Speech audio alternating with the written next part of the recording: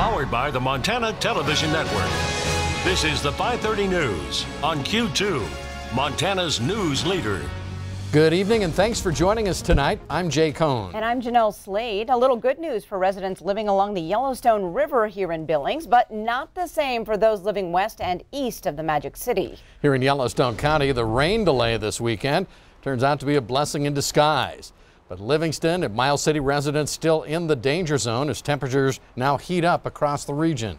And even if we are looking at sunshine 70s and 80s all week, authorities say the waters remain dangerous and residents cannot let down their guards. Take a look. This was the scene this afternoon at the Dick Johnston Bridge heading from Billings to Lockwood. You can see the water still rushing by, but it appears we may have dodged the bullet as the flooding danger here locally, at least, has been downgraded. Well, we did get some record rain across the region on Memorial Day.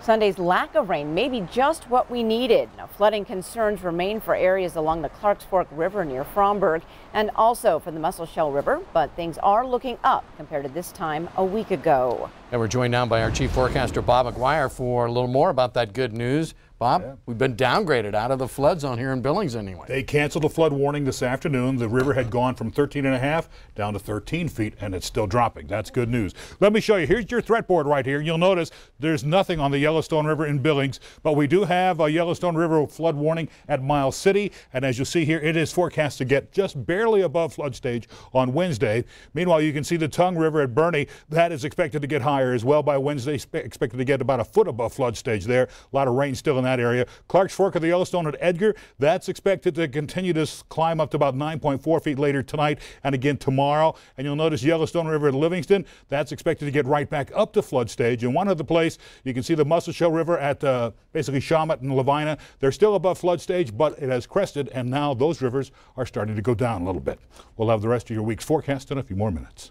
All right, thank you, Bob. The city of Billings looking to quiet a rumor that water contamination after a Facebook post shared hundreds of times claims the city's water is unsafe. Now, that post claimed that city sewer systems were flooding and thus were contaminating the city water supply, making it unsafe to drink. But Lewis Engels with the Water Quality Division says that's simply not true.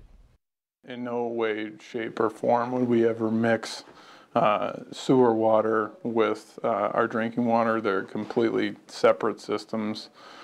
We go through a series of testing here to make sure that the water is always safe to drink. Every drop that we send out of our facilities that comes to people's homes is completely safe. It's very heavily regulated. And Engels adds the state does require the city to alert the public if anything does go wrong. Well, in just over a week from now, polls will be closing for the Montana June primary. On June 5th, voters will decide who will advance to the general election in both the U.S. House and Senate races. So far, a solid turnout here in Yellowstone County. More and more people are choosing to vote absentee, and as of this morning, more than 25,000 ballots have been returned. The county elections office recommends that if you're mailing your ballot, you have to do that by tomorrow to ensure its delivery on time. You can also drop off that ballot at the county courthouse by Tuesday evening of next week at 8 p.m. That's your drop dead point. You can also drop off your ballot at a polling place on Election Day. Now, of course, the polls will be open on Election Day next Tuesday until 8 p.m. And then, of course, you can watch your vote count here on the Q2 News Tuesday night. Well, with a week to go until the primary election, the contest for the Democratic nomination for Montana's U.S. House seat is likely coming down to three candidates. John Heenan, Grant Keir, and Kathy Williams have the most active campaigns and are raising the most money. So the question is, where is all that money coming from? Tonight, MTN's Mike Dennison has a closer look for us at the cash and files this report. Billings attorney John Heenan and former Land Trust Director Grant Keir of Missoula are the two fundraising leaders in the Democratic primary contest to challenge Republican Congressman Greg Gianforte this fall. But their fundraising profiles are much different. Keir has raised the most money from donors, about $760,000, and nearly two-thirds of that money is from Montanans.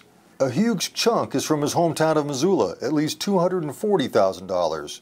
But he also has contributors from 39 states. A lot of Keir's money also is from people in finance, real estate, conservation, and the ag community, likely connected with his land trust work on conservation easements.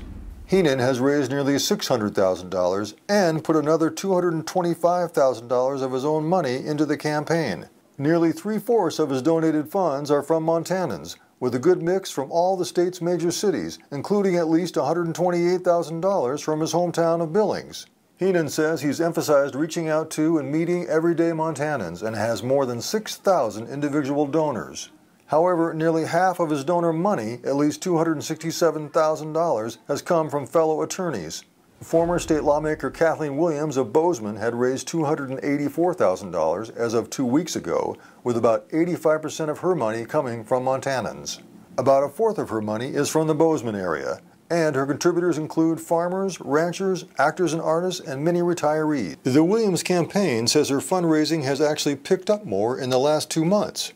Bozeman lawyers Jared Pettinato and John Meyer had the low-profile campaigns in this race. Pettinato has raised just $70,000 and Meyer less than $5,000. And let's not forget the Republican incumbent waiting in the wings, Greg Gianforte, who, as of 2 weeks ago, had $1.1 million sitting in his campaign bank. It's hard to read the tea leaves of campaign money to see who has the advantage in this Democratic primary. A lot of that money has already been spent as well, and more than 120,000 Montanans have already voted by absentee. Let's just say with a week to go, this contest is too close to call. Reporting from Helena, Mike Dennison, MTN News. All right, thank you very much, Mike. Well, the victim of a weekend kayaking accident in Carbon County identified now as Edward Conning of Cody, Wyoming. The Park County Sheriff's Office in Wyoming identified Conning as a member of the Park County Search and Rescue Team who served as a volunteer with that group since 1997. He was also a leader of the Swift Water Rescue Team. Conning died when he was trapped underneath his overturned kayak on Rock Creek about 10 miles south of Red Lodge. Park County Sheriff Scott Stewart said the department is mourning the loss of a friend and colleague, but says there is some comfort knowing that Conning died doing what he loved. A 21-year-old woman is behind bars in Billings after she allegedly struck a pedestrian with her car and drove off early this morning. It happened just before 1:30 a.m. on 8th Street West near Alderson Avenue. A 20-year-old male victim was walking with a woman when struck by an older model Ford Mustang. Now, the car sped off but was later stopped by an MSU police officer. The driver was taken into custody. The victim is in the hospital with serious head injuries. Billings Police Sergeant Pat Curry says speed and alcohol were factors in the crash. Near Cutbank, Montana, a rancher would sing the song "The Farmer's Daughter" to his daughter Candace. In this week's Montana Made, MTN's Keely Van Middendorp shows us that sentiment grew into a business that captures the Treasure State's colorful culture. Spending her early years on a ranch near the Blackfeet Reservation, English says her Montana roots are saturated in a blend of cultures that are at the heart of the farmer's daughter fibers. Having a Native American mother and then a rancher for a dad, it was just, I realized how unique that kind of was. English says the combination of those two worlds inspire her business, which came to life after she decided to quit her corporate job. I was just not happy, and instead of kind of settling for a 9-to-5 job and being stressed out and all of these things, that I was going to change that. So in 2015, English set out to find what was most needed in the fiber arts industry. Dyeing yarn seemed like it was, you know, a good idea. Starting in her basement, English began to hone her skills, watching tutorials, reading books, and traveling to craft festivals and shows until hand-dyeing yarn became second nature. Ta-da! Since then, the Farmer's Daughter Fibers has moved behind the Columbus Center in the old hospital laundry facility, another piece of history threaded through the business that adds uniqueness to their products. What we produce and the colorways we create are very much kind of have a nostalgic feel to them. And so, you know, being in the building really just fit in with all of that. English credits her business's growth to the sentimentality of simpler times, which many find here in the last best place. And when you're in the city or, you know, more urban areas, it's harder to do that. So I wanted to kind of be able to bring that to people. And so that, I think, is why we attract so many people outside of the state.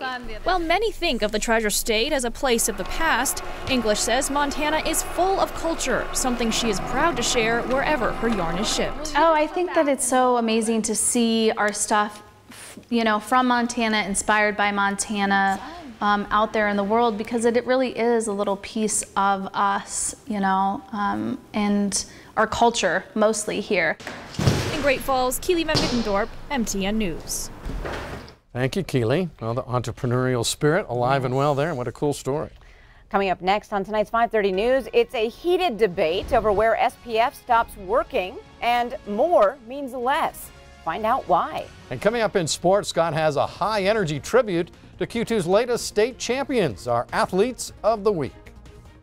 You're watching MTN News with Jay Cohn and Jeanelle Slade. Storm Tracker weather with Bob McGuire. And sports with Scott Green. This is the 5:30 News on Q2, Montana's news leader.